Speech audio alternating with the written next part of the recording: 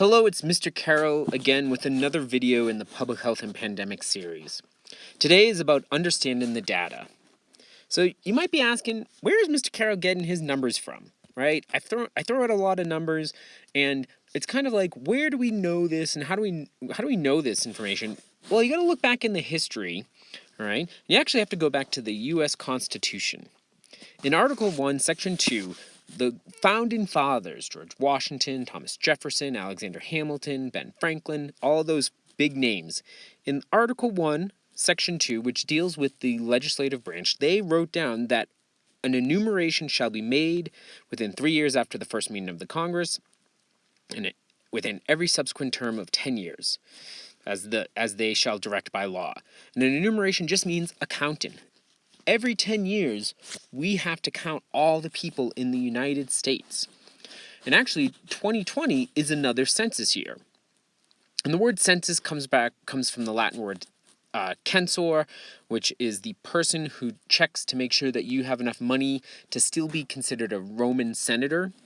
Right? And so that idea of counting people and making sure that in doing all this counting and kind of deciding who gets to be a Roman senator and who doesn't is a really, really old idea. Of course, today, the U.S. Census, we just count everybody.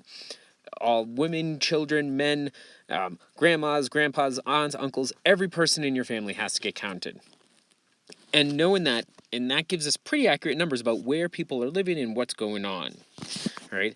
And in the census, they actually have two classifications for where people live. They live in urban areas, which has 50,000 plus people, or urban clusters, which have between 2,500 and 50,000 people in dense kind of areas. They have a high density.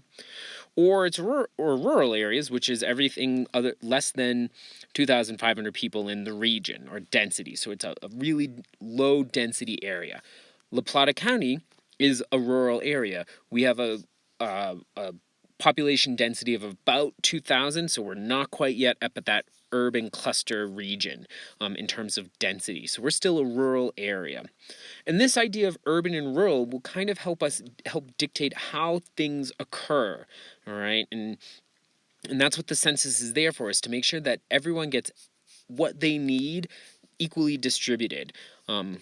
When we think of urban, it looks like lots of people, tall buildings, lots of public transportation, lots of cars, not as much green space, very few trees. And I'm sure there's other ideas that you can kind of come up with as you think of the word urban. And it's an important thing to kind of discuss because we, for the first time in history, have hit the point where more people are living in cities than out in the rural or low density areas.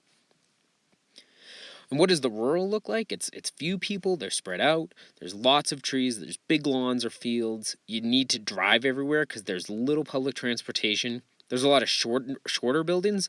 Look at this one. In this picture, the water tower is the tallest building in town. There's lots of farms and ranches, all right? So there's not as many people living in the rural area, or they're living in spread out areas. And so this affects the public health decisions that people are going to make. Public health for a city like New York or Denver or Chicago is going to look very different from public health for a place like Dove Creek or Cortez or Durango. And so knowing that there are these two classifications, knowing what the difference is kind of with the urban versus rural and how we get our numbers are an important thing to kind of help us understand all the maps and stuff that we're seeing out there in the world today. So thanks for watching. If you have any comments, feel free to leave them below or go ahead and send me an email. Hope you see you here next time. Stay healthy.